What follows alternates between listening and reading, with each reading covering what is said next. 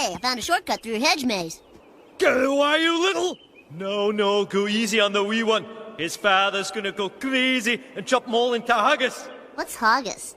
Boy, you read my thoughts. You've got the shinnin'. You mean shining. Shh! You wanna get sued?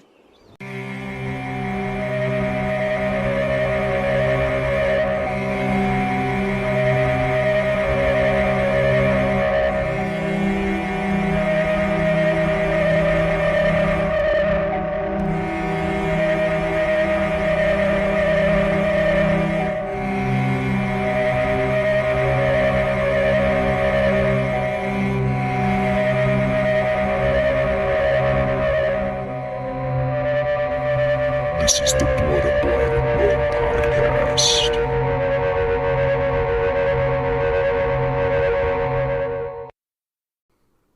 Hey guys, welcome back to the Blood and Black Rum podcast. I'm Ryan from ColdSploitation.com, and I'm joined with my co-host Martin. How's it going? Pretty good. We apologize for our time off last week. We took a 2-week break instead of a 1-week break. I actually forgot that I was going on vacation, so... That's what happens when you're rich. You Yeah. forget about your vacations. I totally did. Where'd you go this time? We went to Cape Cod. You went to the Hamptons. Good for you. Yeah, I mean, you can kind of think of it that way. I think the Hamptons a little bit richer, but we did go to an area where it did have a number of people driving Teslas in Chatham, Massachusetts, which is part of the Cape, and it seems to be a little bit more of a richer area. And Just so you know, driving a Tesla is just as bad as rolling coal. Mm-hmm. Just so you know. You never know when that car is going to go sentient and... Well, no. If you give Elon Musk your money, you're a fool. No, I agree. At this point, wait for General Motors to finally come up with something and be like, here you go. There was a time where I was thinking, oh, you know what? It would be kind of cool to have a Tesla and have like the autopilot and stuff. But I wouldn't give Elon Musk my money anymore. And there was a time too when I was looking into getting solar panels from Tesla. And I don't think I'll be doing that either. So. No, but we had a good time in Cape Cod and brought home some beer and went to some breweries. Did you have a lobster roll? I did not because I don't eat seafood. You didn't have a good time. The most amount of seafood that I actually had was I did have a bite of salmon that my wife got, and it was actually really good. Very, very, very mild, not extremely fishy, which is what I don't like. I don't like the extremely fishiness of fish. So the salmon was nice and mild, and I actually enjoyed that. What about Narragansett? I didn't have a Narragansett either. No, because I was significantly focused on local. Actually, you'd like this story too. We were focused on local stuff that we went to a package store because in Massachusetts they don't sell beer in grocery stores. It's just not something that they can do, state law.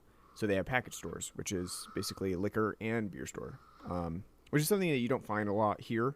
You know, we have beer stores and we have liquor stores, but they kind of don't collaborate for whatever reason. But there they do both. Because they're separate licenses. Right. And so there they do both, but they don't sell it in grocery stores. So we went to this package store, and, you know, I was looking for my beer, and then all of a sudden I hear my wife and my sister asking the lady that works there. They were like, my wife was like, do you have any local wines? And I just had to laugh because it was just so, like, bougie sounding. Like, do you have any local wines?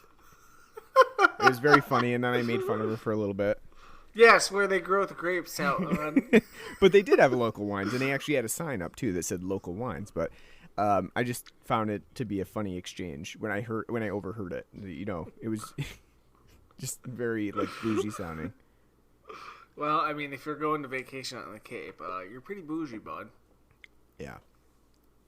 Just Airbnb-ing it up. Did you have the sticker on your van as you're driving out there? Cape got it, boss. No, we didn't have that. But we did have a caravan of sorts because my sister followed me. So doing a nice caravan down to Cape Cod. Got lost for about 4 miles on a walk because all of the houses and the streets look the same there. So we were walking, didn't bring our phones, got lost, and I had to run in my sandals to try to get my son back because he had to pee because he's potty trained now and and I was running around this block, and I asked the guy, an older guy that was walking, because he had stopped to just talk to me for a little bit, and I was like, hey, do you know where the street is? And he's like, I don't know any of these streets. I only know my own street. And I was like, oh, okay, all right, perfect. That's not helpful at all, but thank you. And so eventually I did run, but I had massive blisters on my feet from running in sandals. It's not fun. Yeah, might as well play the Michael K. Sad music for you right now. We had a good time though. I had an oyster stout with local oysters from Cape Cod, from Devil's Purse Brewing. Shout out to them. We did stop there.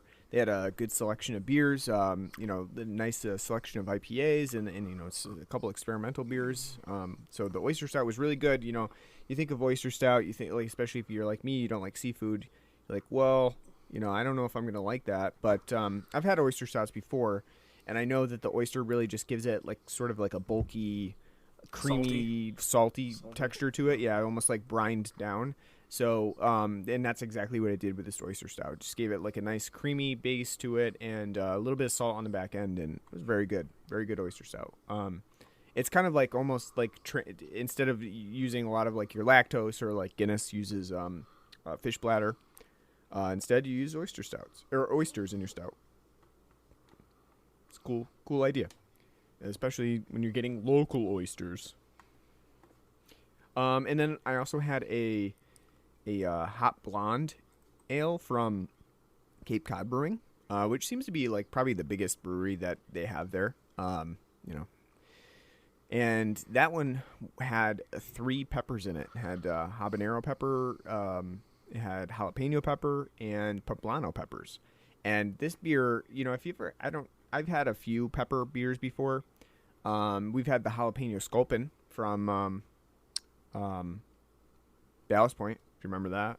A long time ago. Yeah, a long time ago. And generally the pepper beers tend to have a slight taste of pepper, mostly spice, and then, the regular flavoring of whatever beer they're going for. In the Sculpin's case, it's an IPA.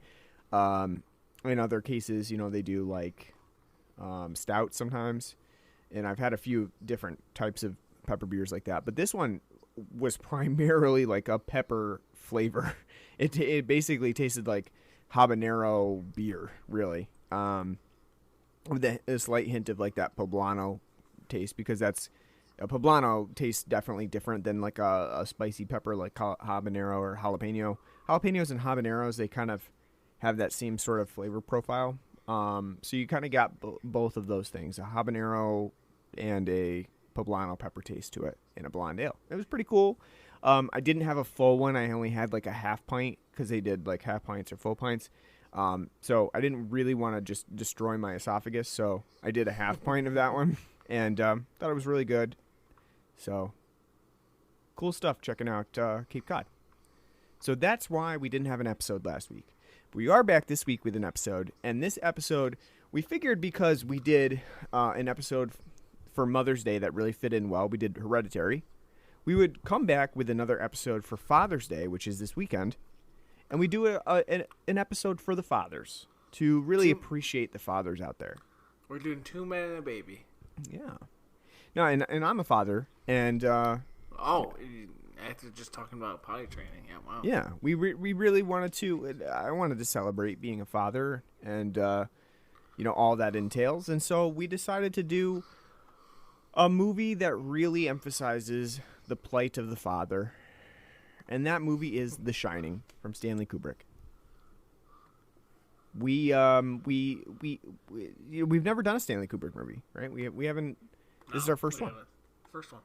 So that's a milestone in and of itself, and again with Jack Torrance in this movie, of course, perfect father figure, very like the archetypal father figure, right? He just does everything right, and we wanted to emphasize that in our episode for Father's Day. So I think it fits in well with the themes that we've been doing recently, especially with Hereditary. And so let's start off with you've seen The Shining, right? No. First time for you. Just kidding. Yeah, I've seen it. Yeah. I've seen The Shining a few times. Set off the podcast, but probably have said before on the podcast with a few times that Kubrick has probably been brought up. Big Kubrick fan. Mm-hmm. One of my favorite, filmmakers between like him, Coppola, Carpenter, and Wes Anderson. Mm-hmm. So The Shining, I'm pretty familiar with. It's probably like the fifth time I've seen it. Mm-hmm. Yeah, I would say third or fourth for me. I have seen The Shining, not in its entirety, quite a few times. But in its entirety, I've seen it like probably 3 or 4 times now. And I have not read the Stephen King novel. Which is, I'm really surprised by, because your family is you and your father are really big Stephen King fans. And I was kind of hoping to see the differences between the book and the... Yeah, and how you felt, because like that was kind of one of the cool things when we saw it, chapter 1, 2 is, at least for me, was listening to your dad, be like, so what do you think, Corey? Well... Yeah. And actually, too, Michael from Cultsploitation is a big Stephen King fan, and he actually did a whole read-through of Stephen King. Like, he tried to do it in chronological order as the novels released. So he has done a few videos on the differences between the movies and the books, and I think he's done Christine, and I think he did Pet Sematary. You can go to our YouTube page and check that out on the Cultsploitation YouTube page. But he would have been a good resource here, because he probably could have given us some information about the differences between the book and the movie. I can point out a couple things that I know just from researching, but specific things that are different between the books and the movie, I don't really have that knowledge. So yeah, it would have been nice to have read it. I haven't read it. It's one of those books that I've kind of skipped over. I hadn't read it, especially when I was really in my Stephen King phase, when I was in like my teens. Instead of going for The Shining, I went for the more interesting, gigantic novels like It and The Stand. And in some cases, those were because I wanted to like push my endurance. Like, can I read a 1,000-page book? I don't know. Let's try it. When I was 15, and then not only that, but it has some hardcore sex scenes in it. So I also, as a teenager, I had to check those out. So skipping over The Shining a little bit because it's not as, hardcore and sexual. So one thing I wanted to point out is that there's a pretty cool project from Leyland Kirby, who is an ambient musician, and he had for quite a few years, he did a project called The Caretaker, which was primarily influenced by The Shining, and it's influenced by the ballroom scenes from The Shining. So his inspiration came from The Shining, but really he also was interested in Alzheimer's disease and the research behind Alzheimer's disease and music, and how the brain can sometimes hear snippets of music and then be taken back to a time that they remember. So the project involves a lot of like old 78 records, ballroom music, waltzes and things like that are played throughout 6 albums. And as he continues to progress in the Alzheimer's stages, because there are 6 main stages to Alzheimer's, the music continues to deteriorate, and towards the end of the 6 stages, around 4, 5, and 6, it really isn't music at all anymore. It's a lot of noise and garbled, ambience, with some vestiges of the original ballroom music coming out occasionally because of the Alzheimer's memories. It's a very haunting project, and it's very reminiscent of the ballroom music from The Shining. If you haven't checked it out, you really should. It will require you to basically listen to, if you want to get the full effect, you're going to have to listen to about 6 hours of music entirely. But it's a really cool idea that I think works really well from his project. And it ties in really well to The Shining. Specifically that it is influenced by The Shining, but also, The Shining has a lot of somewhat like ambient noise, like drone music. So I just want to point that out. But you haven't listened to that, have you, Martin? No. You should. You should check it out. At least once. Give it a listen. Even if that's not like your thing. Throw some banjos, some fiddle. No, it's a pretty cool project, and he's done a lot of different types of ambient stuff, but The Caretaker is one that really resonates with me and resonates with a lot of people who have seen The Shining and also gone through experiences with Alzheimer's. So, just want to throw that out there. And with that, let's take a break. Before we really get into The Shining, let's talk about the beer that we have on the show today, because I brought this one back from Cape Cod. We didn't even really talk about the film. No, we didn't talk about too much about the intro, but that's okay. We'll save that for the actual, the bulk of the episode where we go into true detail about what we thought about the movie. But right now, let's talk about this Nelson Pulp Daddy that we got on the show. I brought this back. I was gonna say you're gonna get groundbreaking review on The Shining. This 42 that's never been done before. Yeah, and then people have devoted like their entire theses to talking about The Shining. But we actually filmed something to be a part of Room 237, the documentary, and just didn't make the cut. Yeah, unfortunately. That's right. Yeah, they also Criterion asked us to do a commentary, but unfortunately we were busy at the time. So and say no. Yeah, sorry, Criterion. We were busy. No, but so on today's episode, we got Nelson Pulp Daddy. This is a beer from a brewery that we've never had before. It's from Greater Good, which is from Massachusetts. They are, I think, based out of... what does it say? They're based out of Worcester, Mass. Ooh, Worcester. And the can, and I don't know too much about Greater Good because this kind of just like stuck out to me on the shelf, and I grabbed it, thought it looked interesting. The can says that they are America's first all imperial brewing company. Huh. Well, I'm on their website right now. Let's see if they're lying or not. Is that truly all they do? Is imperial beers? The Funk Daddy, an imperial sour. So it is. Daddy, an imperial. As I say, that right there is where we can stop. If you're gonna do an imperial sour, okay, yep, you win. Yeah, right. No, you're not lying then. Yeah, no, they do pretty much everything is a imperial beer. This one in particular is an Imperial New England IPA. Of course, you're in New England. Why not do it? Do a hazy. And with Nelson. Yeah, and in particular, this one is dry hopped with Nelson, specifically. So I think they have a couple of different Pulp Daddies. I think this has the regular Pulp Daddy base, and they dry hop it with Nelson. They have a passion fruit guava imperial sour. Doesn't that sound delightful? It does, yeah. So this one is really good. I like it a lot.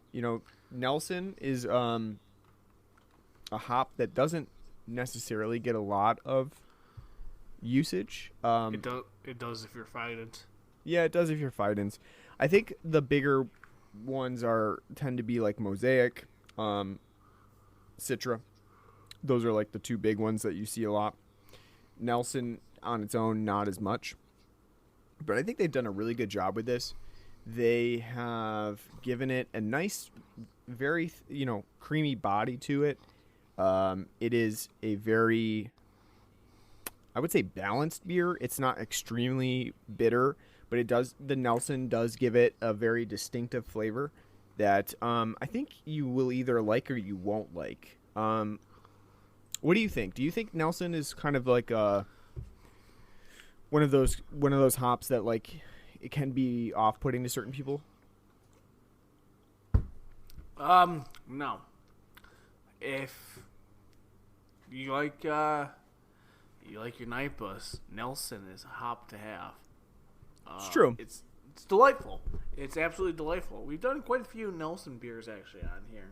Yeah, And one thing too to point out about Nelson is that it doesn't bring your typical Naipa grapefruit flavors. This one, does not have a distinctive like grapefruity taste to it that you kind of think of sometimes when you think of like, oh, tropical hazy grapefruit. No, this one is not kiwi, that. star fruit. Nice star fruit. Rambutan. Do you think that Greater Good has succeeded when they call it a tropical fruit salad? Yeah. Yeah. Yeah. I mean, fruit salad's nothing I ever sit down to enjoy because just eat the damn fruit. But I do like it because it's not it's not mango-y. It's not overly grapefruity, as you said, which is your base. Grapefruit, pineapple, mango is kind of like the key notes of a NIPA. Mm-hmm. I like that the Nelson. It is, as we said, we've done Nelson beers before. I like that it adds something different that's, tropical, but also very, divergent of what, you usually expect in a NIPA. So, like, the nice kiwi star fruit taste to it is nice. It's very creamy. For for a double IPA, it's very smooth, easy drinking. Slight bitter finish, but very crisp, very easy drinking, very enjoyable. I like this a lot. And I'd like to see kind of, other brewers, do more with Nelson, because off the top of my head, really I think my only real experience with Nelson beers is Fidens, because they've done quite a few of them. But this is a delightful hop, one that I would like to see, kind of utilize more. Yeah, I agree. I mean, I like I like this trend of picking out like a particular hop and then, doing amplifying it. Yeah, doing that one. And so that's probably what drew me to this the most, is just, I'm always completely like, I don't know, obsessed with the FOMO of not getting that beer that has like the one particular hop, and then you're like, yep, we're never making that one again. That's why you buy. That's why you buy Sloop. Yeah, or even we got the Simcoe bomb. Gotta have it. Yeah, or even not just not making it again, but like going under a different name and like, damn, I didn't try it under that other name. I didn't check into that one. It's definitely an obsession OCD sort of thing. But have I had Sam Adams Merry Mischief or Merry Maker? Whoa, that's a throwback. Whoa. If we go down to Napes, I bet they still have it. The Merry both Mischief. Of them. Yeah. They'll have both very. Yeah. That and that Tasman Run Baltic Sea Porter. Those are throwbacks, man. You know what? They should bring those back. I would be interested in trying them again. I would too. It was kind of a cool thing that they did. I like that. Yeah, they would do that again. 24 rounds. Yeah, no, I wish Sam Adams would do that. Yeah. I would dedicate a whole podcast of us doing like. We just got all 6 of them. Going down the line, saying like, Yep. That was a cool thing. That was when Sam Adams was really trying. Because, they had a Rockbach. I know. Wait, so, hold on. Not a Rockbach. It had double. It was a double Rockbach. That was when they were trying. They were trying to do something different. So, yeah, Greater Good. As Frank Reynolds would say from It's Always Sunny, those were the days.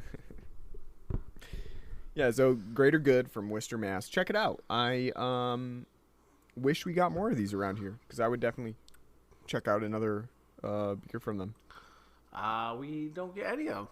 I know. I would like to see them. So did you ask them, like, how come you're not distributing out Or were they like a little hovel? And you're like, oh, that's why you're not distributing. No, I didn't go here. This was just from a package store. So, Oh. so You packy, yeah, so? it was from a packy, and it just looked interesting to me. But yeah, no, I wish. Wait, they would, when you went to your local market, what do you call the things you push with hold your groceries? like the carriage, Oh, okay. And Yeah. what about the thing to drink the water out of? the bubbler. Oh, fuck you people. You forget that I went to school I in know. New England No, for I don't 5 forget. years That's how almost. I don't forget. That's how I know these terms, and I get really sad. Honestly, when I went to visit you when you were still in college, it was hilarious because it's like, how do you know the New York Massachusetts border? Well, as soon as you cross into Massachusetts, everything's called fucking colonial. Yeah. Colonial this, colonial that. And then how'd you know you're going to New York? There's a giant ass sign that says the Empire State. Buckle up. Buckle up. You're about to go downhill. That's the best part of the whole trip going to visit you. Is like, you can't, because you're going up the Berkshires, you can't tell. Well, when we went, it was totally foggy, so you couldn't tell when you hit Massachusetts. There's no signage or anything. And by the time we hit the hill, we're like, oh, I think we're in Massachusetts. The route signs are different, and everything's named Colonial. When we were heading back, there's a giant ass sign on the mountain when you hit the top that says, "Welcome to New York, the Empire State. 55, buckle up," and you bomb down the hill. It's awesome. Oh, by the way, lean your head out the window and tell that asshole who's mowing, what the fuck are you doing at, 15 after 8 at night here? I'm pretty sure that's my upstairs neighbor. I'm just kidding. I'm just Pretty sure. got some ambience in the background. Some ambiance.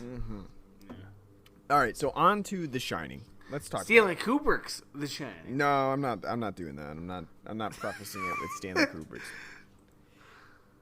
It's Why not? certainly not Stephen King's The Shining. Because he pisses and moans about it. Which is funny, because you know what? The man writes books and then gets money thrown at him. Shut up. Take your money. Yeah, that's kind of true. Well, so this is like an... Well, they didn't do what I want. I mean, this is definitely an earlier one of an adaptation for Stephen King. 1980 was, when his heyday. That was when King was still doing whole loads of cocaine. So...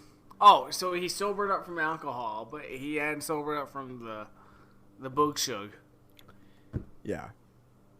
But so the idea behind The Shining, specifically, like what we get in the movie that Stanley Kubrick gives us, is the idea of it is pretty much centered around Stephen King's original story. It's about the Overlook Hotel, which is a hotel with a storied history. It's not in Maine. What's that? It's not in Maine. It's not. Yeah, that's right. It's not in Maine. It's in Colorado, and it's a storied history of the massacre that occurred there. Well, I guess I would call it a massacre, right? A man chopped up his wife and kids into little bitty pieces with an axe, and that occurred in its past, and it's sort of been like the it's almost like the Lizzie Borden house, right? Like that has that storied history that it happened, and in some ways people like to visit it because of that. But it's also a very scenic area. It's part of Colorado where it gets a lot of snow, and the whole idea behind The Shining is that this Overlook Hotel needs a caretaker, needs somebody to look after it during the winter months when everybody leaves Colorado, and they say, hey, you know what, Jack Torrance, you're not a great writer. You don't have anything going on. Why don't you come on up here and take care of this massive hotel and run the boilers and stuff? How dare you? Well, I mean, he's certainly a struggling writer. I haven't read Jack Torrance's work. The only work that we get to really read in the movie itself is why don't you submit your work? I will. You know what? I will. Make me go through college again of rereading your tripe. But the only thing we get to read of his is the pages and pages of all work and no play make Jack a dull boy. Well, if Shelley Duvall would fucking mind her own goddamn business, he would have wrote. Hey, Shelley Duvall is a delight as Wendy. So let's talk about that for a second. So Jack is called in here to take on the role of caretaker, right? And he puts on a good show when he goes to meet with the owner of the hotel, and he's by the way, well, he's not the owner, it's the general manager. Which, by the way, by today's standards, what a ludicrous idea. They don't plow the roads for like 5 months.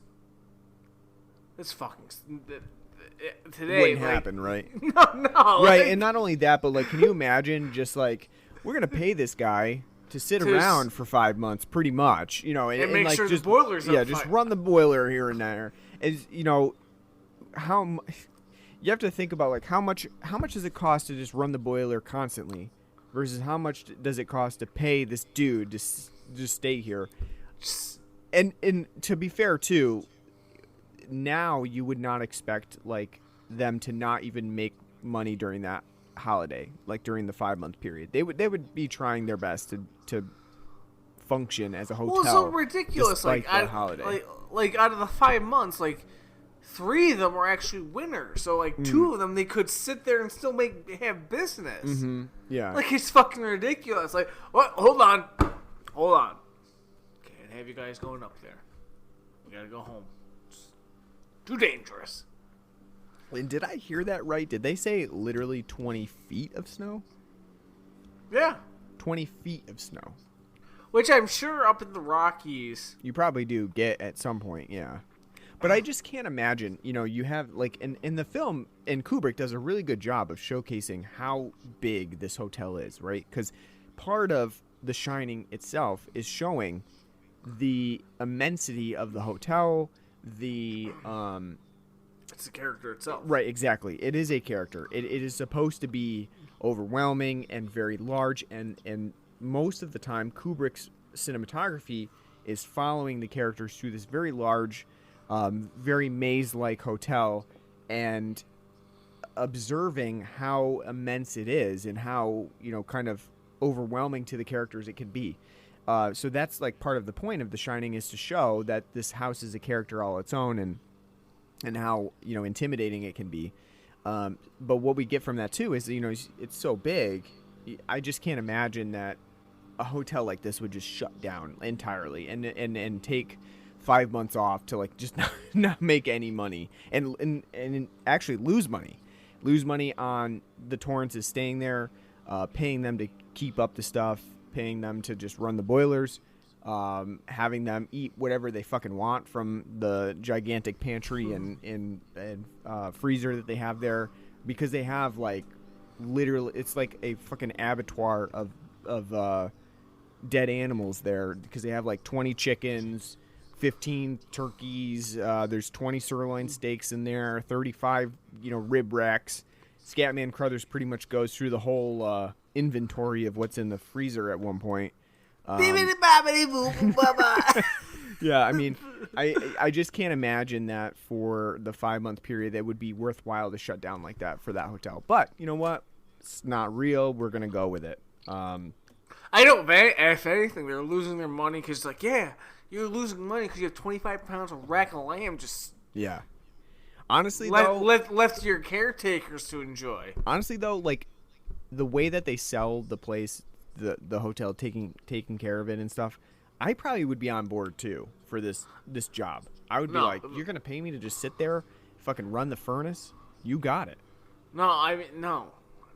You wouldn't be interested? No, as solitude of life that I live already. I mean, no. I mean, sitting on top of a fucking mountain in a giant hotel on your own? No, that's hell. I don't know. I in my older age now, living through COVID. I mean, like, no, because I mean, that you're thinking like, well, I can text and I can. You don't have. I have the internet. No, I'm not thinking about that either. I'm thinking. Think of the classics I could read.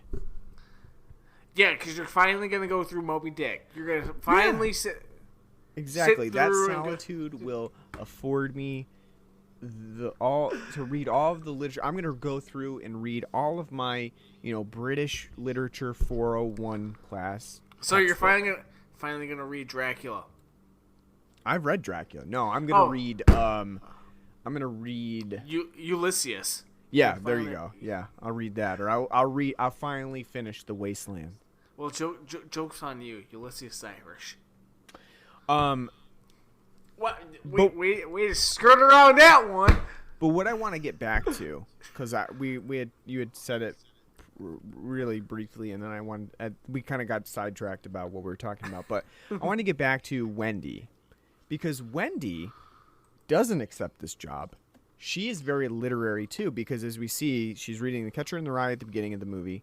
She's got when we see their actual their house where they're staying. Before they go to the hotel, there's just books and books and books everywhere. So it does make sense to her that, for her to be kind of at home in the 5-month period of time that they're in the hotel, because that's kind of like what she does. Do you think it's Catching the Rye because Jack Nicholson's a phony? Well, the film is all about duality of person, and how we kind of have a couple different people that we pretend to be. And actually, you know what? Let's come back to that in a little bit. I want to continue my thoughts about Wendy here, because what I think is really interesting is the film. Wendy is sort of a character that is often treated as the secondary character, but in reality, in the movie, she is doing a lot of the work.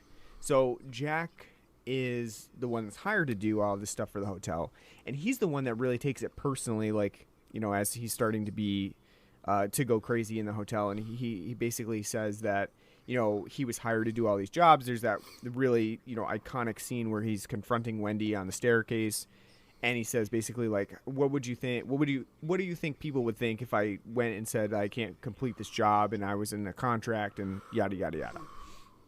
But Wendy's really the one that's doing all the work, because Jack's sleeping in till 11:30 a.m. She's making her breakfast. She's going to check the boilers herself.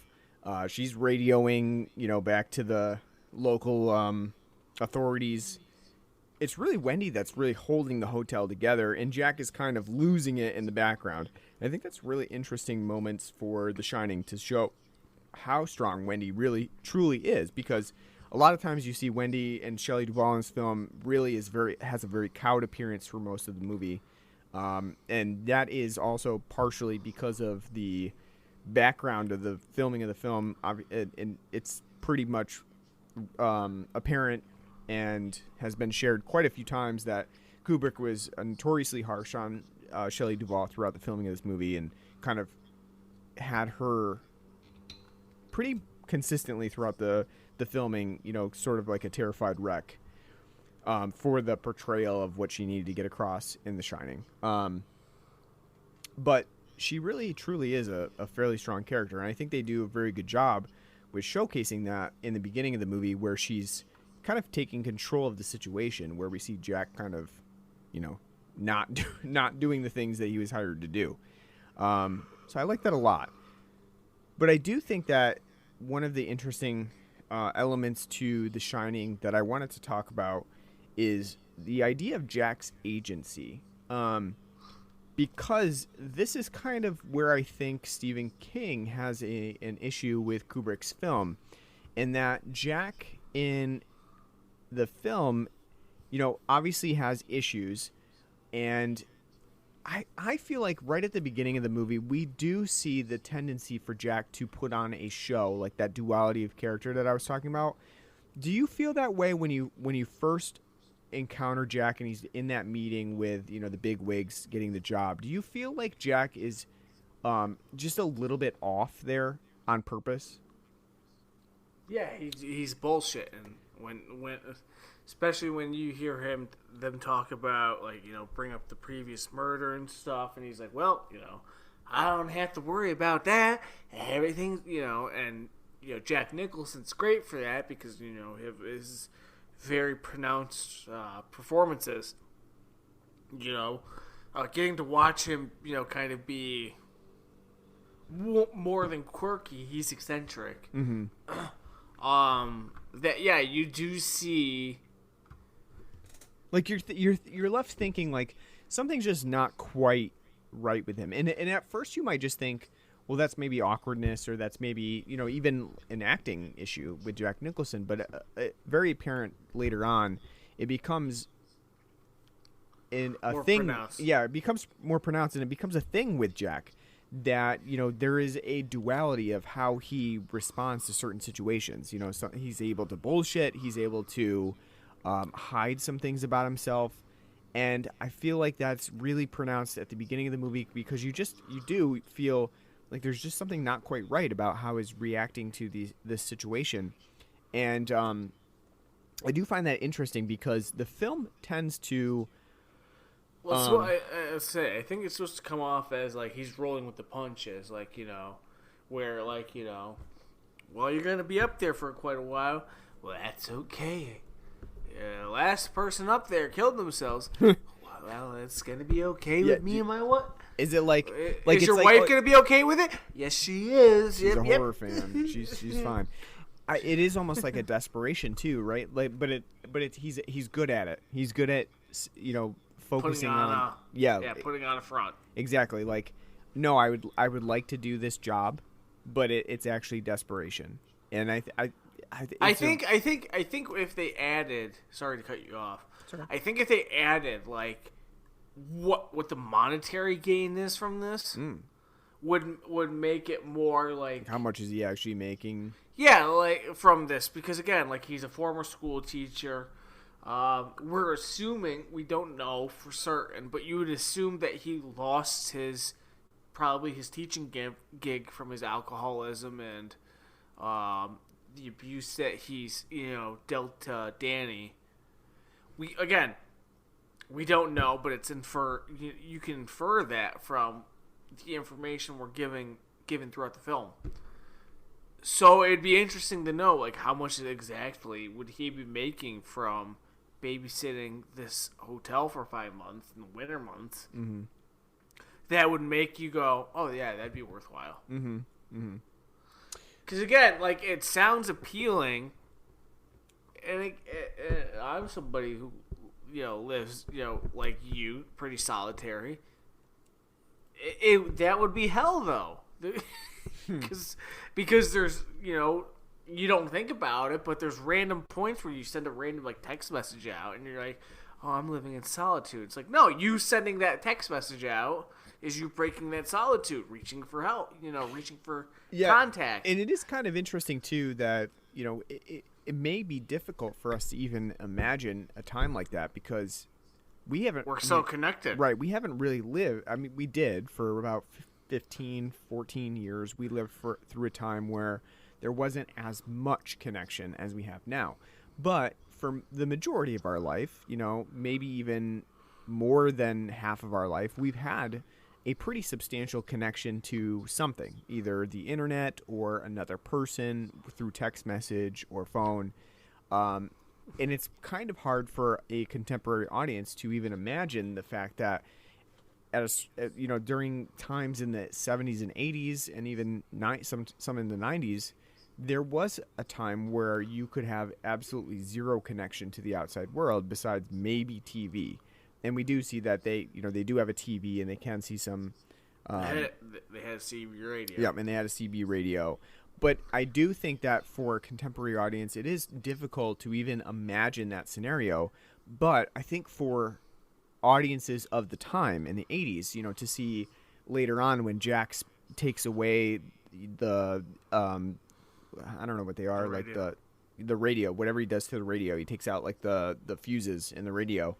I feel like that probably would have been fairly terrifying, because now you truly are cut off. You have literally no, you have no connection to the outside world. It's, you've gotten tons of snow, so obviously like cable is going to be out, and, you know, you have no phones. I think that probably would be really terrifying to an audience that would understand it. And now we've kind of lost that connection to never having something to be able to reach out to. So I think you're right. which I think makes it more terrifying now. Mm. That isolation is much more idealistic. We would notice it, right? Like you would. I think you would. Again, snap. People from today would snap. quicker. Much sooner because you have such connection to technology in the outside world. I think like this film, like as we become more technologically engrossed as a society, is definitely more frightening because again, it's like you're up on a mountain. Woohoo! I'm in a hotel by myself. Woohoo! I got Rice Krispies. Woohoo! You got Tang. And it's like, dang, woohoo! And then it's like, oh, your cable's out and you don't have any phone access. And you're like, oh, what do I do now? Yeah, right.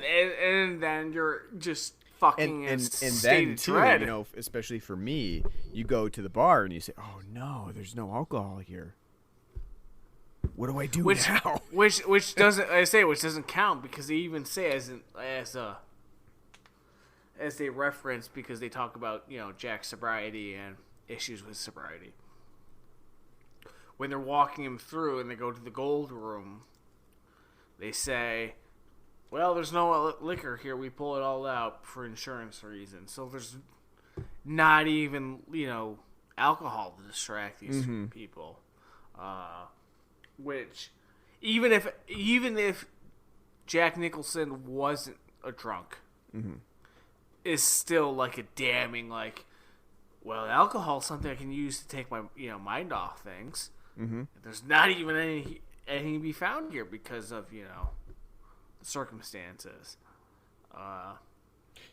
So that kind of leads me though to the impact of Jack and what you were talking about his agency. Yeah, his agency. So the film is somewhat apologetic of Jack, and I would say I'm somewhat conflicted on how I feel about how it treats Jack as a person who is clearly suffering from alcoholism and a continued obsession with alcoholism, despite the fact that he's sober. For 5 months, technically it's not really considered to be kicking the habit. You have to go for quite a while without alcohol to actually be considered no longer an alcoholic. But so I would disagree with that. I think once an alcoholic, always an alcoholic. Yeah, no, I don't mean you're never going to be an alcoholic again, have more drinks, but I mean to be out of that addiction. I would say to be clear of the immediate addiction. You're always going to have the temptation, and you're always going to potentially go back to alcoholism, but the longer over time that you get, the less likely that occurs. But I think that the film is somewhat apologetic to Jack, and I'm kind of okay with that because he does have alcoholism and it is a disease, and he there is in fact something that occurs and there's lots of experimental contextual elements that occur that cause Jack to kind of relapse into this scenario. But do you think that the film is too apologetic of Jack's agency, where it kind of takes away from the fact that he's making choices, specifically mental choices, instead of being manipulated by the ghosts of Overlook Hotel? Because I'm conflicted in two different ways. I think you know what, it does make sense that in some ways you're always manipulated in life. It doesn't matter if it's a ghost or if it's someone else or if it's just a bad time that you're going through in life. That's your manipulation. But at the same time, I feel like the film is a little bit too apologetic to say, well, it's not Jack doing this, it's the manipulation of the Overlook Hotel that's doing this. What do you think about that? I would say no. I think the alcoholism is incredibly prevalent throughout the film. I think if anything, the addition of Ghost and it being a story mainly focused on Ghost, taking that agency away is a problem. Because I think, honestly, like, if you kind of strip down it a little bit more, the film would be much better if, like, maybe all the psychosis that's going on throughout this entire hotel isn't Ghost. Because it clearly, at the end, is Ghost. Yeah, exactly. If you had it be, like, Jack's fight with alcoholism, I think that would make the film much more interesting. And a much more appealing, because I think I kind of think, like, I understand what Kubrick was doing, but at the same time I think there's not enough, like, I don't know, it's kind of hard to explain. I don't think the motivation is there, but I don't think they kind of expound upon it enough. Because at the end of the day, when you have the scene where he's in the gold room, when he finally breaks down, he's sitting at the gold room. It's totally empty. He's at the bar, and he's sitting there, and he's just rubbing his head, and he's rubbing his face, and because again, it's been brought up that he's been 5 months sober, and he's just like, God, I'd sell my soul for a drink. And then you, like, Lucifer himself basically appears and is like, what can I do for you, sir? And all of a sudden the bar is fully stocked, and he's like, well, I got 2 20s and 10, plan on burning them. What do you got? And he's like, I'll get you a bourbon, sir. And he's like, bourbon sounds good to me. And he starts drinking, and he's having the banter with the bartender, which I don't know if the bartender is supposed to be standing for Lucifer. Don't know. I don't quite think so, but I mean, kind of could, because he made, his deal with the devil there. Mm-hmm. But it's kind of interesting because he makes, like, that deal, like, says, like, I'd sell my soul for fucking, beer. And then he gets that beer, gets that alcohol. Well, we already know the Overlook Hotel, nothing for you to drink. So, again, like, I think it would have been more interesting if, like, those, like, what he's going through is more, hallucinations and withdrawal than these ghosts kind of moving the plot along. Yeah, and that's because there's several times where he goes back to the bar, and you're like, well, what the fuck, like, what's causing, him to have this, Yeah, that's kind of where I get conflicted too, because I do appreciate the fact that the film has a variety of different elements to it, including the fact that the Overlook Hotel has its own shining. It has the idea that some sort of evil has existed here, and whether it was conjured into being because a guy killed his family there, or even more or older than that, like even a more ancient evil that has just always been there. I like that idea. However, I also think that it does take away some of the agency of Jack, and I think that's where Stephen King took his criticism of Kubrick's ideas, because towards the end of the movie we do find that Jack is not redeemed. He basically goes crazy and he freezes to death in the maze because he can't find his way out, and there's no redemption for him. He really just goes crazy, and it's part of the character development of him that the ghosts have done that to him in some capacity. Well, I mean, I say, because there's an argument to be made that, especially after the end scene, that maybe he's reincarnated. Exactly, right. And that too, that there's some sort of fated evil that has been there, and that he's always been the caretaker in some capacity, and that's just the way that it has been throughout the years. And that's kind of, again, that kind of takes away some of the agency of his character, because I would much rather have seen the film deal with the psychosis of are the ghosts really there? Do they exist, or are they a figment of Jack's imagination? And I think for the most part, Kubrick does stick to that. It's just towards the end of the movie where we actually see Wendy actually see the skeletons. I was gonna say that. See, I mean, you're right, but at the end time, I think with how the film was going at the end, you can't argue that, because by Wendy being able to engage in these visions, right? She's engaging with these spirits. Yeah, and that's what I would say. That we for the most part, you can see The Shining, and Jack's visions as either real, like there truly are ghosts there, or it could be just that he is hallucinating these things because of his alcoholism and the cabin fever that he experiences. Except for that ending, because that ending does have Wendy explicitly see skeletons, and the scene with the furry animals, and so let's talk about that. Yeah, let's talk about that. So what do you think about the fellatioing bear / dog?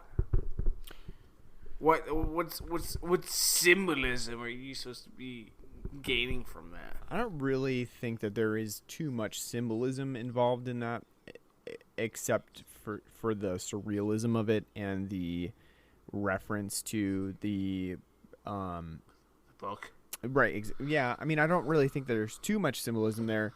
I think that it is to be taken really just as it's, as it's shown, and that's one of the things that I find a little bit frustrating about The Shining, is that I think Kubrick here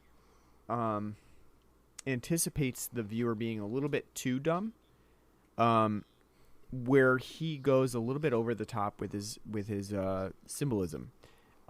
We really, like, the end of the film. Take the end of the film, for example. We get to see the picture on the wall of the Overlook Hotel. Clearly, you can read the tag on it. It says the Overlook Hotel, 1921, and we see Jack Nicholson right at the forefront of the crowd. That's fine. That's a great shot, and let that be the lingering moment that the viewer sees to kind of question. Okay, what does that mean? What is that saying about what we've just seen? However, I think he goes a little bit too far. We have then a pan in of, here's a very, very nice close-up of Jack Nicholson. Seven different shots. Right, exactly. And then a pan down, and here's the tag, and it says the Overlook Hotel, 1921. It's like, those types of things are like, let the viewer kind of glean that. We don't need to be beaten over the head with like 7 different edited shots of seeing that information. I would have been fine with just that one shot, and I think that would have been a little bit more effective.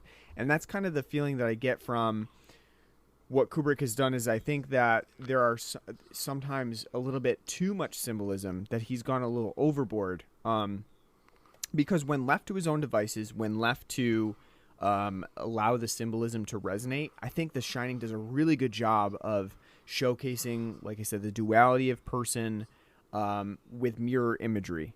Mirrors are a very big part of The Shining. The mirrors are everywhere.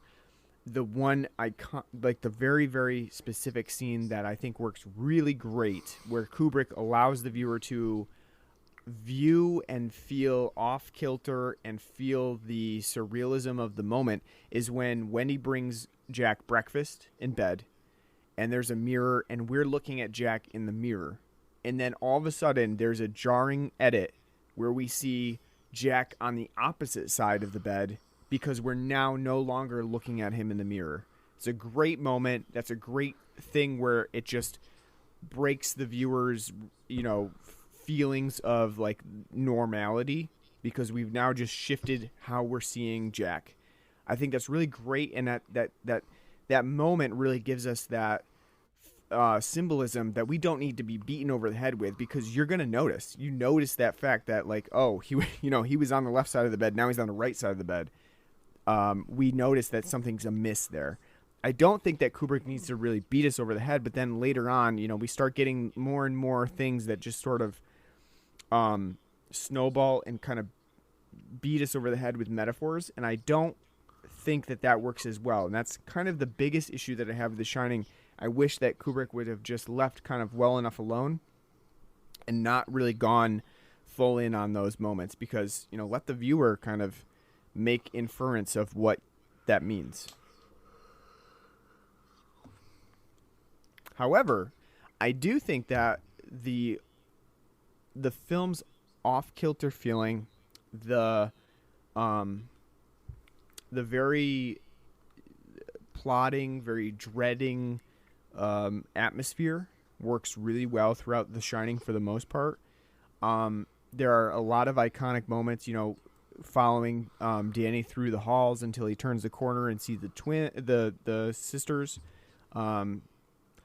The shots of the blood coming through the elevator, the woman in the bathtub, those are all very iconic, and there's a reason why they work really well, because the film just conjures a great grim atmosphere, and we have to attribute a lot of that to the soundtrack, because I think the soundtrack does a really good job of swelling and giving us that very moody, dreadful feeling that we get when we go through these moments in The Shining.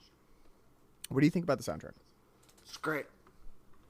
It's classic horror with the classic horror stings, but it's incredibly dreadful. Has an incredible atmosphere, incredibly well timed, great ambiance. That like stereotypical like violence playing before like something happens. It's very impactful here. It has that, but it's also like what I like about it too is that the we've complained about before how the music can be a little bit too bombastic to be, it's over exaggerated where it's the only thing that you notice. But I feel like here the film does utilize the fact that the film, the music is bombastic, but it's on purpose. It's supposed to be overwhelming to the senses. To the there's that one moment where Scatman Crothers is laying in bed and he's got obviously he's got the black queens that are on his walls, and obviously you notice that. But he's laying in bed and he gets that telepathic message from Danny, who's basically calling for help, and you get that really sharp, piercing feedback sound that goes on for quite a while, and it's almost overwhelming. It's very loud, very enveloping on the soundtrack, but it works really well because it really sets a mood. It sets a very uncomfortable feeling for the viewer. And I think that the film uses soundtrack to its advantage at every turn. It's probably one of the best parts of The Shining that I would pinpoint. It's almost, sorry to interrupt, but it's almost any Morricone with The Thing-esque. Minus, like, the synth stings as much. Right. Because, like, you just think of, like, the intro, like, bump, bump, bump, bump, bump, bump. Like, this, like, heartbeat going on throughout the film. Yeah. And that's what this kind of has, and it also has, more classical horror notes, but with like these great violin, stings. It's very good. Yeah, it's a great orchestral score that I think really works well to generate mood. One thing I have to ask about you, seeing as we talk about, you were mainly talking about Jack Torrance's agency. What do you feel about the idea that the hypothesis that has been bandied about by film critics that Jack is been sexually assaulting Danny? What? How do you feel about that as you've watched this? Because we get to hear about throughout the film how he hurt Danny when he's belligerently drunk and pulled away from him and pulled his shoulder. But do you think there's evidence in this film that suggests that he's also sexually molesting? I really don't. I feel like that's a large inference from what we get from the film. There are some intimate moments that we get with Danny and Jack, but I don't feel I never felt like they were overtly sexual, or that they were implicitly implying that there was a sexual nature with them. I'm not really sure why they would specifically jump directly to that. I don't get that feeling. I get the feeling that alcoholism and abuse was in the family, and that Jack had a temper issue that would often be exacerbated by alcoholism. I don't get the feeling that there was ever a sexual element to it.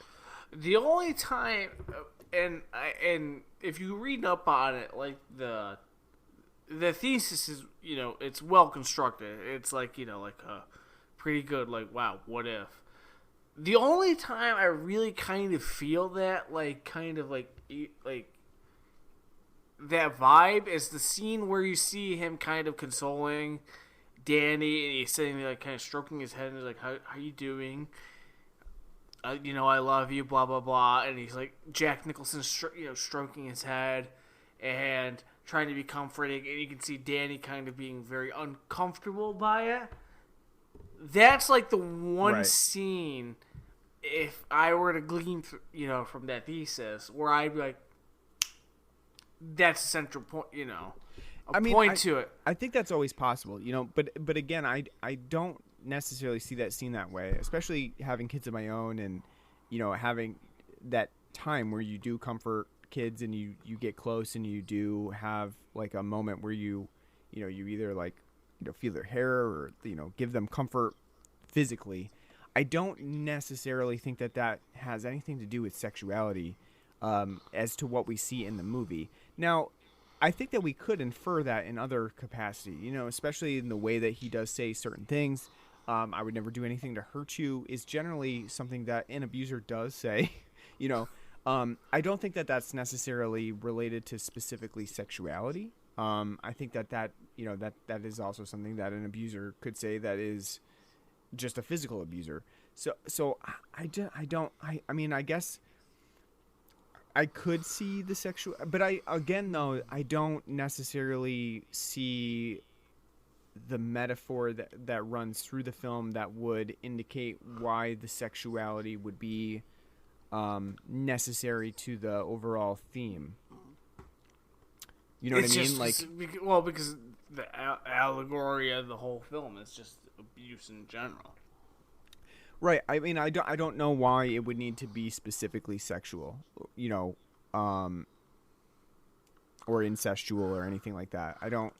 So that leads me to think that, like, while it's abuse, I don't necessarily see like a specifically referenced sexuality to it. Which again, I would agree with. I think it's an interesting idea and an interesting thesis, but I don't think overall there's enough there to kind of come up with that. I think I think whether Kubrick intended it or not to kind of follow King's blueprint, that it's very much like, about, alcoholism. And yeah, and I don't really thinking about Danny too. I don't really think that we get that feeling from Danny either. I do think that we feel like Danny and Jack are very disconnected. There's that whole scene at the beginning of the film where Jack and Wendy and Danny are driving in the car, and you do get a really disconnected feeling from Jack and Danny. Like, Jack doesn't really know how to talk to Danny. But I don't care. Right, or care. But I don't really get the element of sexuality to it. I mean, the only other thing that I could really say is that Jack has that element of adultery to him, because there is, the scene where he goes to the room 237 and the woman in the bath is there. But I don't really see it. I don't really see the over. I don't. If that was the case, I don't really see an overall need for it because it's still just a film about abuse, and whether it would be sexual or physical, I don't really see why it would matter either way. You know, why they would hide sexuality to the extent that we would need to ponder an entire thesis about whether it exists in the movie. I don't, you know, I don't think it matters.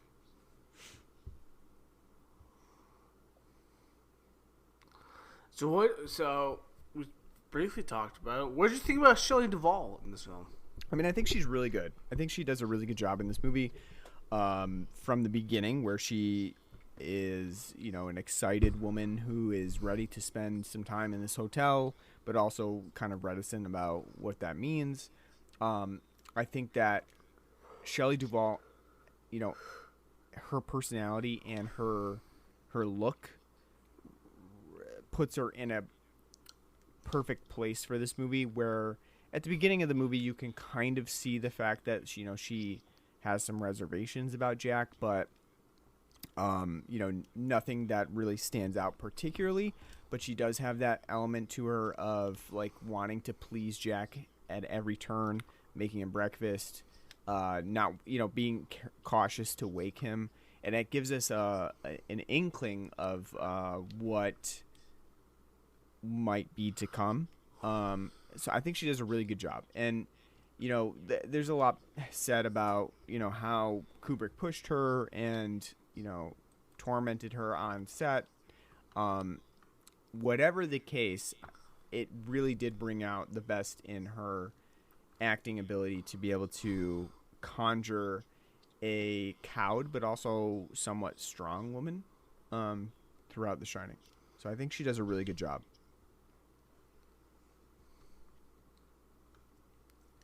How about you? I think she's great. She's got just like Jack does. She's got great facial expressions. Watching her go from very reticent, as you said, and cowardly, and kind of slowly developing backbone to Jack's authority is very good. It shows a great job. Even if poor Shelley Duvall looks like she's beaten by a ugly tree throughout the film. I'm sorry, but I mean she does a great job, and she exhibits a amount of terror that is very visceral and very real feeling. And it kind of makes you wonder how this goddamn film got a Razzie for worst film and her being worst actress. Yeah, I definitely disagree with that. I don't think that it's in the cards. It's a terrible assessment. Right. Like, because she is great throughout, and she's very charismatic, very captivating. And you know, watching her growth is enjoyable, and then, you know, obviously from the film standpoint, like calling it Razzie worthy is insufferable, abominable. Yeah, and where I would say that's probably like where she stands out the most is when she is on the staircase with Jack, and she does that thing where she's first talking about how she feels that they should bring Danny to the doctor, and then as she learns that Jack is, you know, he's kind of gone crazy, she kind of takes a step back and says, you know what, I think I just need to go lay down and think about things. Like that turn, I think is a really good showcase of her abilities to be both courageous and then also like smartly turn on what she thinks she should really be doing and figure out that my husband has really gone off the deep end now. I don't want to hurt you. I don't want to hurt you. I just want to bash your brains in. So I mean, I say, how'd you like the whole all work and no play makes Jack a dull boy? The actual like typewritten. Yeah. Somebody had to do that, and I really feel bad for them. And I love it too because there's fucking errors and all in it, like the spaces and the lettering. I know it's an attention to detail where Kubrick probably sat down and said, "You intern over here, start writing." Start typing away. Monitored in for 13 hours. How many pages do I need to type, sir? 700. And make sure they're not all grammatically correct. Sit there and fucking type. I know that was, certainly not an easy chore to do with a typewriter. It just, churning. But it is great though. Like yeah, it gives a very visceral feeling to see that. Especially because early in the film when when you see Shelley Duvall like gently and politely asking like, "Oh, can I read some of your work?" And he's like, "No, get the fuck out of here! I can't fucking focus with you fucking around, you fucking bitch! Fuck off!" And she's like, "Okay, I'll see you later." Yeah. It's cruel, but it's funny at the same time.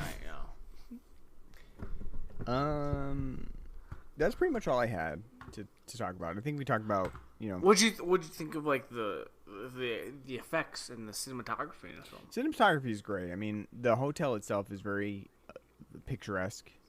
The opening is amazing. I love that opening. The opening is great. The overhead shot of the maze, awesome, very good. Especially as it dissolves and you have Jack looking over the maze. That's like the maze model that's in the hotel, and then Danny and Wendy are walking through the maze.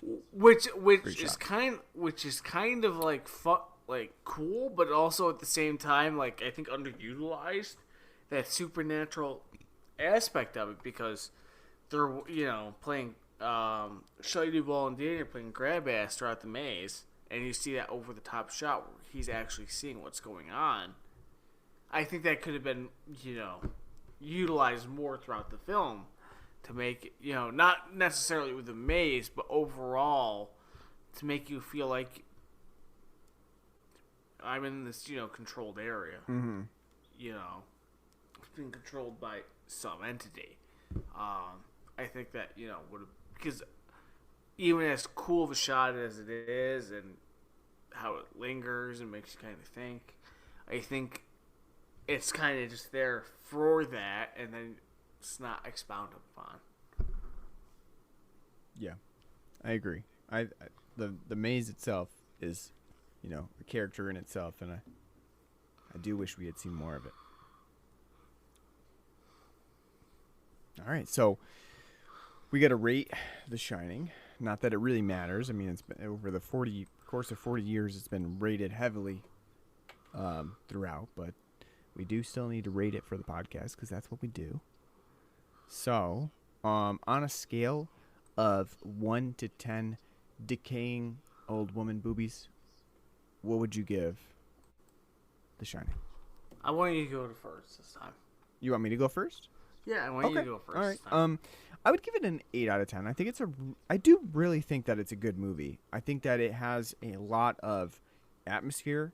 I think that Jack Nicholson and Shelley Duvall do a very good job. I even think that Danny does a really good job as well. Despite his problematic haircut. Love Scatman Crothers in it as well. I do. I love Scatman Crothers, and he's a very kindly old man in this one, and I like that, and also too, I really like the surrealistic imagery that is utilized throughout. I like the addition of the various supernatural elements, and I actually do too like the idea of The Shining with Danny.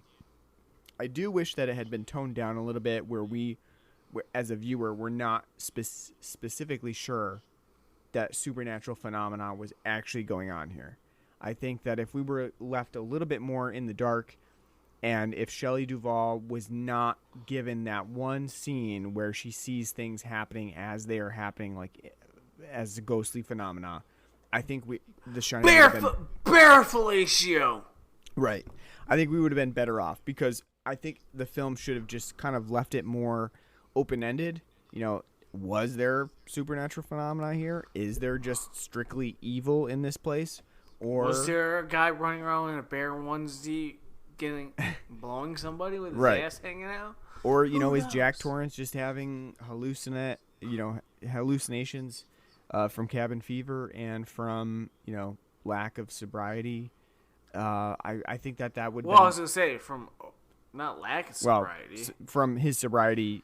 Because lack if you of think alcohol. if you think about it, like the whole when he finally indulges in alcohol, you know, really starts going off the deep end. Like, what triggered that? Yeah, I mean, I think that if we were given that, we were not given the whole explicit supernatural element, I think it would have been The Shining would have been a lot even more effective. I do still think it's effective. The score is really great. The cinematography is really great. The constant use of visual metaphor and mirrors is really great from Kubrick as well. I don't think that is his best work.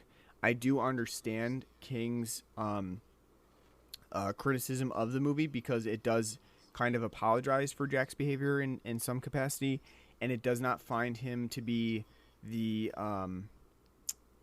it doesn't give him a retribution at the end of the film, which is pretty much what King was looking for, because The Shining from him was a very personal story about alcoholism that he went through, and the end of the film is, the end of the novel is meant to be sort of like restorative to Jack because he's supposed to be forgiven. And in this movie, that doesn't really happen. And so I can understand his criticism of why he doesn't appreciate what Kubrick changed at the end of the film.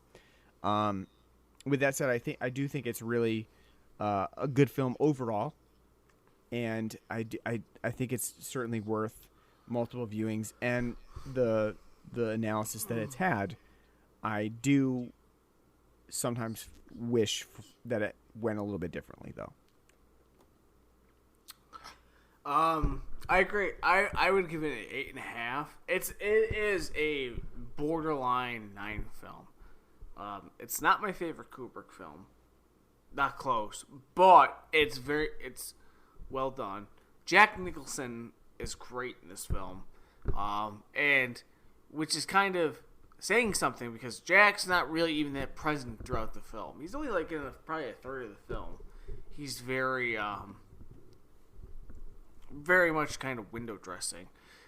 The cinematography in this film is great. The whole opening 5 minutes of the opening credits of watching, their car kind of go up the hill and to get to where they have to go.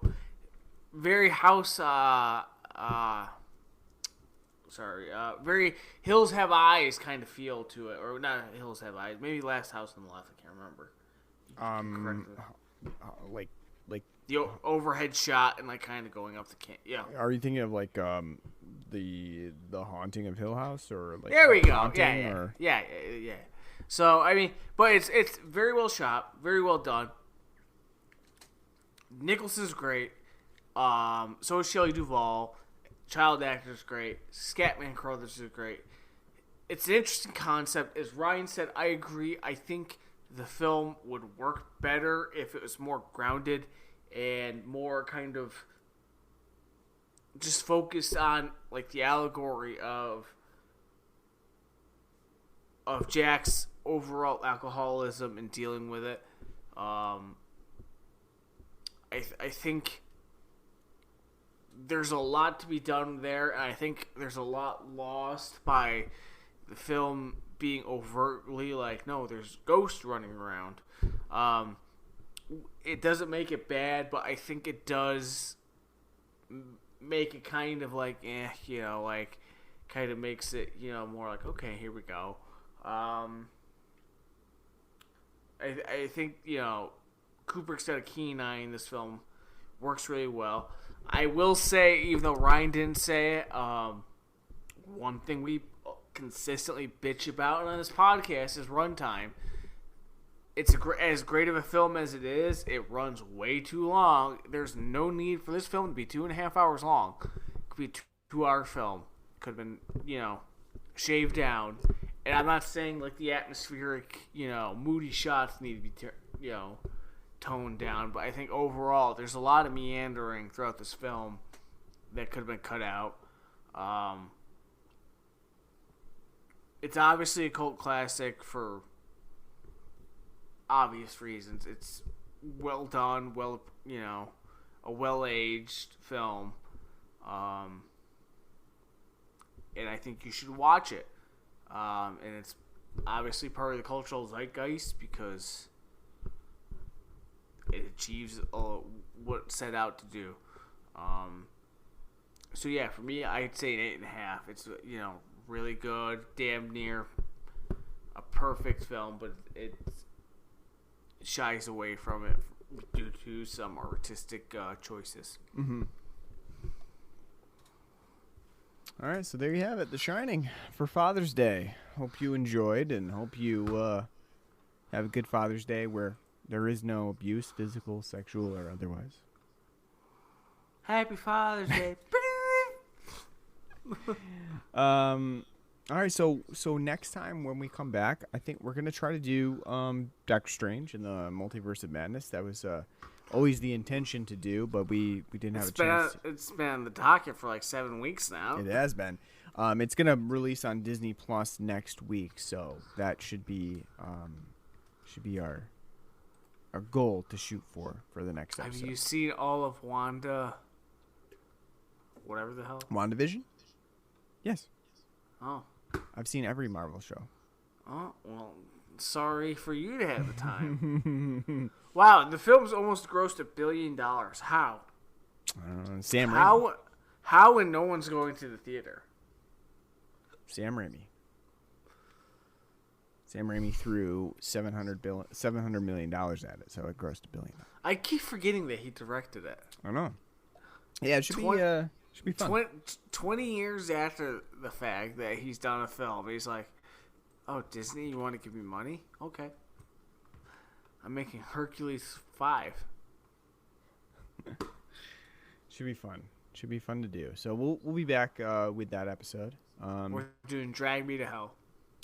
Yeah, we haven't done that one before. I kind of want to do like a Deadly Animals month. We did that when we did Mako. That's it? That's the only one we're doing? I mean, when you strike out that hard, there's no coming back. You lost the plot there. Well, no matter what we're going to do, if you want to hear us, our new episodes, you should subscribe to us. We're on pretty much every podcasting app you can think of. Apple Podcasts, Google Podcasts, Stitcher, home base at anchor.fm. Subscribe to us. Leave us a nice review. Appreciate it. Thank you. We are on Facebook and Twitter. Just search for us on there, Blood and Black Rum Podcast. We're also we also have a email at bloodandblackrumpodcast@gmail.com. You can write to us. Let us know what you like, what you don't like, what movies you want us to cover, and we'll take that into consideration. We also have a Patreon page where you can send us money. It's patreon.com/bloodandblackrumpodcast. Anything you donate will go back towards our beer, so we appreciate that. And as always, we are glad that you stuck around for our episode on The Shining, and we hope that you will come back again real soon. Listen to our Doctor Strange episode next time. So until then, don't let them lie. We're going to be doing Xenia next time. Take care.